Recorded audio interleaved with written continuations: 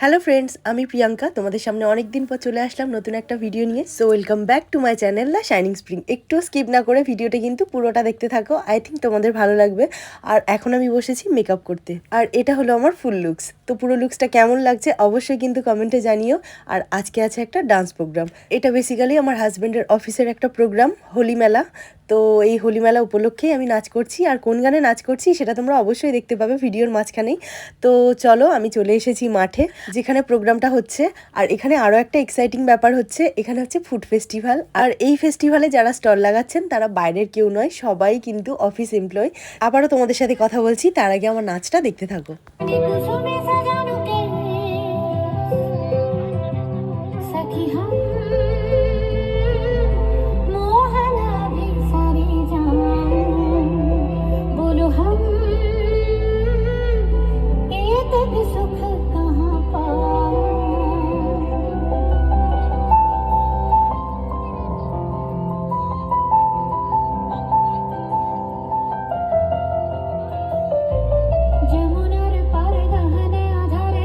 তো ছোট্ট করে একটু নাচটা তোমাদের সাথে শেয়ার করলাম, পুরোটা শেয়ার করলাম না। যেটুকু দেখলে কেমন লাগলো অবশ্যই জানিও। আর বেশিটা শেয়ার করলাম না, কেন বলছি, যদি পুরোটা আমি শেয়ার করি তাহলে এই বড় ভিডিওটাতে কিন্তু কপিরাইট এসে যাবে। তার জন্য আলাদা করে কোনো একটা ভিডিওতে বা শর্টসের মাধ্যমে শেয়ার করে দেবো। আর স্টেজ থেকে নেমে যখনই একটু সেলফি ক্যামেরা অন করেছি নিজের ভিডিও বা ফটো তুলবো বলে, তখনই দেখছি আমার মাথায় টিকলিটা নেই। আমি আবার বলছিলাম যে আমার টিকলিটা কোথায় হারিয়ে গেল। প্রথম দিন পরেছি আমি, আগের দিন ভীষণ খারাপ লাগছিল, পরে অবশ্য পাওয়া গেছে। তো আমার ফুল লুকসটা একটু তোমাদের সাথে শেয়ার করছি, আর আমি নিজেও একটু তুলে রাখি, কারণ প্রত্যেকবারই ডান্স করার জন্য, সে ইউটিউবের ক্ষেত্রেই হোক বা লাইভ প্রোগ্রাম, আমি যে যত্ন করে নিজের এক একটা লুক ক্রিয়েট করি, এগুলোই আমার কাছে অ্যাসেট। যখন আমার বয়স হয়ে যাবে এগুলোই আমি খুলে খুলে দেখব। আমার কাছে ভীষণ ভালো লাগে, আর যেমনই দেখতে লাগুক তোমাদের চোখে, আমার তো নিজেকে অপরূপ অনবদ্য লাগে। তাই আমি নিজের এই সাজসজ্জা, বেশভূষা, এগুলোকে একদম মনের মণিকোঠায় আজীবন সতেজ রাখার জন্য ক্যামেরাবন্দি করে রাখি। আর আজকে সাজটা সাজতে কিন্তু আমার প্রচুর টাইম লেগেছে, যেহেতু পুরোটাই একা হাতে করতে হয়েছে, তো একা হাতে একটু প্রবলেম হয়। আর এছাড়াও আমার হাজবেন্ডও কিন্তু আমাকে যথেষ্ট হেল্প করেছে, সেফটি পিন লাগিয়ে দেওয়া, শাড়ির কুচি ধরে দেওয়া, ওর পক্ষে যতটুকু পসিবল ও কিন্তু ততটুকুই করেছে। নাচের পর্ব মিটলে এখন আমরা চলে আসলাম খাওয়া দাওয়া করতে। আর সব থেকে মোস্ট ডিমান্ডিং যে বিষয়টা আমার কাছে, এই খাওয়া দাওয়া। আমি কখন খাবো খুব উৎসুক হয়েছিলাম। আর নাচের মধ্যেই আমার বর বারবার এটা সেটা কিনে আনছিল, কিন্তু আমি তখন খেতে চাইছিলাম না। আর এখন প্রথম এসেই খেলাম পেঁয়াজের পকোড়া, যেটা ভীষণ ভালো লেগেছে আমার, খুব ক্রিস্পি ছিল। আর তারপর একটা ইউনিক জিনিস খেলাম, পুরুলিয়ার ভাপড়া ভাজা। এটা প্রথমবার খেলাম। তো স্ন্যাক্স আইটেম ঠান্ডা ভালো লাগে না, বাট ওটা ঠান্ডা হয়ে গেছিলো, তাই 7/10। তো খারাপ না, মোটামুটি চলার মতো। আর তারপর খেলাম এগরোল। আর এগরোল খাওয়ার পর চলে আসলাম এখন ফিশ কাটলেট খেতে। ফিশ কাটলেট খাবো আমরা, আর আমার গোলু খাচ্ছে চিকেন ললিপপ। তো বেসিক্যালি এখানে যারা স্টল লাগিয়েছেন প্রত্যেকেই কিন্তু সার্ভিসম্যান, আর সারা বছর সার্ভিস করে এই যে একটা দিন, এটা কিন্তু খুব মজার, খুব এনজয়েবল দিন। আর আমরাও ভীষণ এক্সাইটেড হয়ে থাকি যে কে কি স্টল লাগাচ্ছে দেখবো, কার হাতের কেমন খাবার খেয়ে দেখবো, টেস্ট করব। তো আমরাও চাইলে কিন্তু স্টল লাগাতেই পারতাম, বাট প্রচুর ঝামেলা, এত হেডেক আমি নিতে পারি না। আর আমার হাজব্যান্ডের উপর অনেকটা চাপ হয়ে যাবে।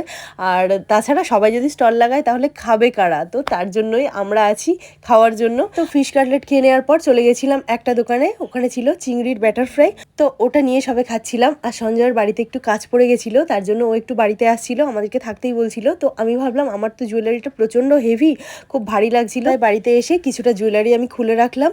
আর এখন আবার যাব, তো রাতে ডিনারটা নেব আর একটু ঘুরবো। যদি ডান্স না করতাম হয়তো স্টল একটা লাগাতে পারতাম, কারণ অনেকদিন থেকে একটা প্ল্যানিং চলছিল যে একটা স্টল লাগাবো। এবছর যেহেতু লাস্ট হয়তো আমরা এখানে আছি, তো বেশ ভালো মজা লাগতো, কোনোদিন এরকম এক্সপিরিয়েন্স হয়নি।